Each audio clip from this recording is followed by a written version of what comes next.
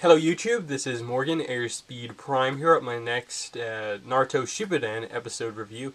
This one's going to be for episode 485, Sasuke's Story Daylight Part 2 Coliseum. So yeah, straight away, link to watch the episode if you have not yet seen it is in the description, but let's get on with the review. Overall, another really good episode. I really like the writing on this Sasuke, that it's not just a villain and the quest to find the villain, that they're really trying to give Sasuke some development in this story, that they're really trying to kind of give him a sort of a path to follow while he's out away from the village. Some of the stuff that's being brought up to him is definitely stuff that is going to get him thinking and probably make him a better person going forward. And it's going to be fascinating to see as this story progresses how they approach actually doing that. Anyway, let's get into some details in the episode. So, I think the thing that surprised me the most about this episode was that, it's not just going to be like a Sasuke solo story where he alone searches the place. It seems like that at the start, and that the letter he sends back to Kakashi is like, I'll investigate alone. But almost immediately we get the idea that, Chino and Nawaki are going to follow Sasuke because they want to go with him to investigate this. Primarily because of what happened to Amino. She was very kind to those two, and they want to, I suppose, to some extent, hunt down the person who did that to her. But then, I think the most surprising part was Orochimaru we're getting introduced to again, and he's going to help Sasuke. Oh look, there's Kari and Suigetsu and Jugo. There's Yamato guarding the entrance to Orochimaru's hideout. It was so fun to see all of these characters during this time period. Yamato, obviously, we haven't seen for a while. We haven't really seen him and Sasuke interact all that much. Because obviously, the main points in the series where, they would have interacted would have primarily have been the height of Sasuke kind of being away from the village and the early missions of them trying to get him back in Shippuden. But we've never really seen them just have a kind of nice conversation like this, so it kind of ended up being one of their first kind of conversations. So I quite liked it in that a lot of the conversations other characters had with Sasuke in this were kind of pointing out little things to him, like in this one that I'm your comrade, Sasuke, just remember to report this back to the village, that you may not be going back there, but you need to report this to the village because that's kind of what's done. We're comrades now. I like that little thing from Yamato, and he kind of follows them in the background. So it's like, oh, poor Yamato, he was trapped for most of the end of the series, and now he's kind of stuck on guard duty with Orochimaru. He's not really had the best run of it of late, but maybe we'll see him do something cool in this arc. Orochimaru I thought was a fascinating character to have in the episode, of course, because he is effectively, Sasuke's one of his primary teachers, of course, and especially at this point in time where Orochimaru is kind of in a situation where he's not gonna go evil, but he kind of admits that I'm probably the most likely of all of us to go back to being evil again, but at this point he's not really set on that because of what happened at the end of the series, of course. But I like that he just pointed out when they were on the boat to the Coliseum this idea of it's pretty amazing that I have this much freedom. What does that say about the Leaf Village that I have this much freedom? But equally, you should be in prison too because of what you've done. After Sasuke obviously points out the fact that you assassinated the 4th Hokage, you attacked the Leaf Village, you did all this, and then Orochimaru's just like, well, you haven't done much better. You tried to kill all of the Kages, and did all this other stuff over the course of the series. You should be in prison too. Even Kabuto, who's one of the biggest kind of war criminals, the amount of people that were killed because of the people that he resurrected is crazy high, but he's actually the director of an orphanage now. And just a little reveal that, did Itachi even know about it, but the whole idea of do you not trust the powers of Itachi, the Izanami. I think it's Izanami. Izanagi is the one that is the reverse time one that you can reset stuff.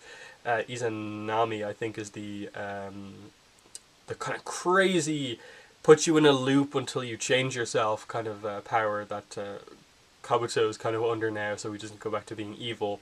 So it's just an interesting one that kind of, one, highlights stuff about the Leaf Village, that they they're never just one to like, oh, lock them away for good, that's it.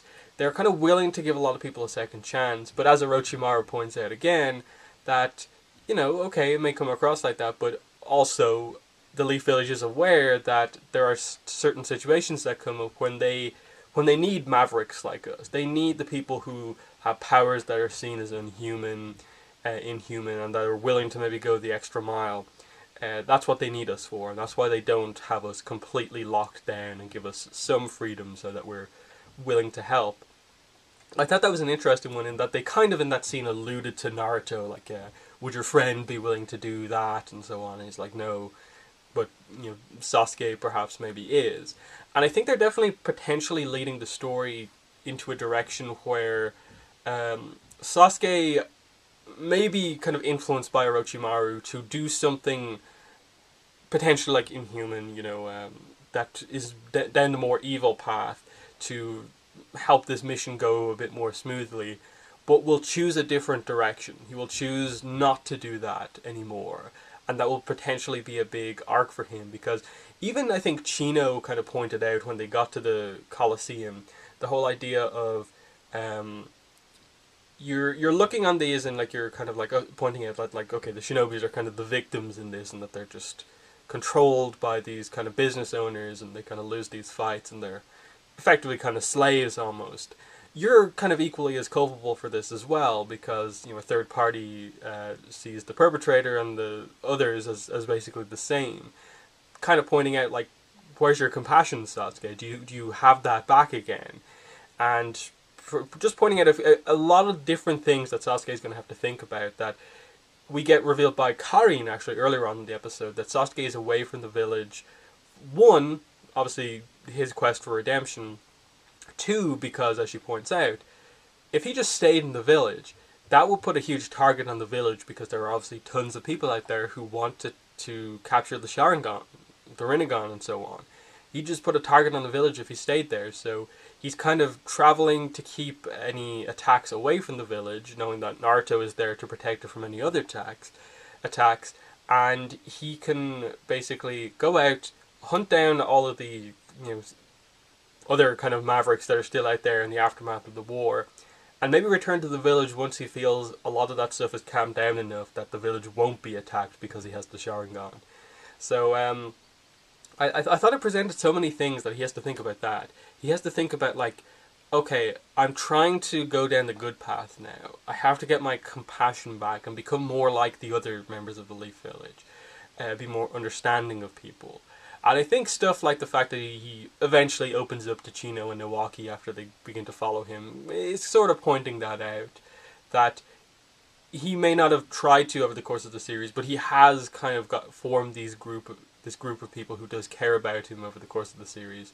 Hence, I think why they used Team Taka here, why they had Karin come in, Suigetsu, and Jugo especially. I like that he's always one who can kind of just go up to Sasuke and kind of talk to him on an equal level, partly because he respects him so much for helping him through the whole Kimimaru thing, but I think there's an honest kind of friendship there between those two, whereas at times with Karin it kind of comes across that like she's just overly obsessed with him, hence why I appreciate so much when she has those little moments of like she kind of calms down and can just talk about Sasuke seriously and kind of shows that she does actually understand him, as shown with like, oh, I know the reason why he's not returning to the Leaf Village, even though it would make sense for him to, is that he's trying to keep it safe by staying away. And even Suigetsu didn't quite get that. And then I think most importantly, he's thinking about the fact that like he kind of got away scot-free at the end of the series after everything he did.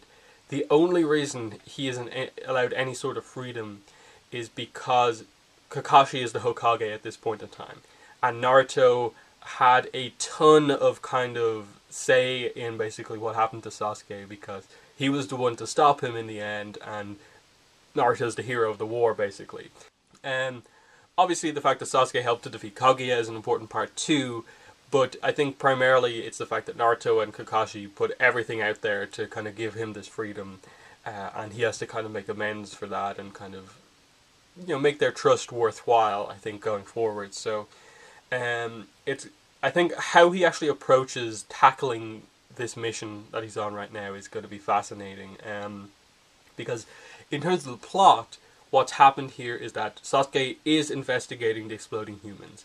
This Kekkei Genkai user, potentially Fushin. I think they've been a little bit vague with regards to like, oh, the Lightning Gang, Fushin, this guy, and then they've gone to the Coliseum.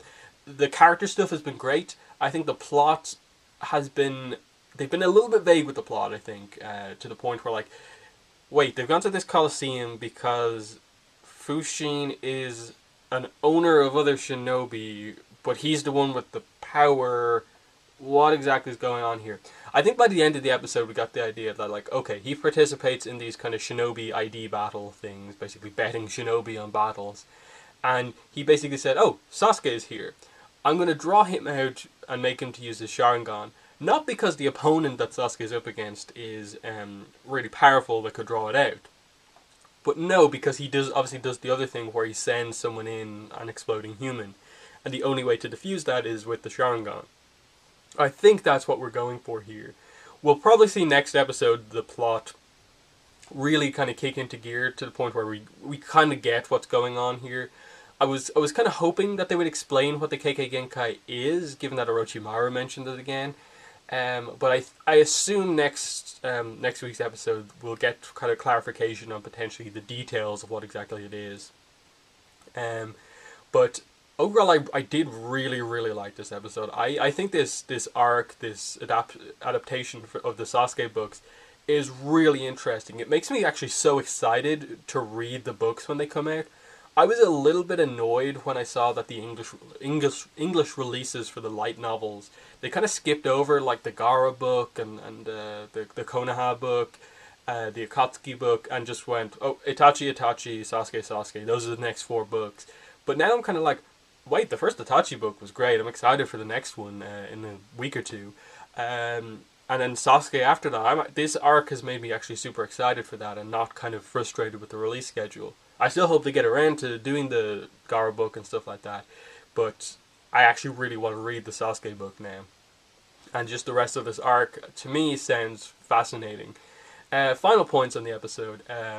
They had the whole joke throughout the episode that Chino reveals that she's actually older than Sasuke by a decent margin. They kind of seem to get across.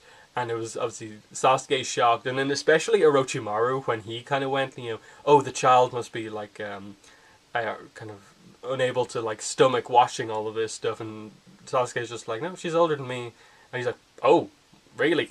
So I like that Orochimaru just had that moment of like, oh, that was really funny. Chino and Karin interacting because obviously Chino took to calling Sasuke dear. Or Sasuke-chan, whatever you want to say. And Karin took that as like, oh no, you're in a relationship with her, and so on.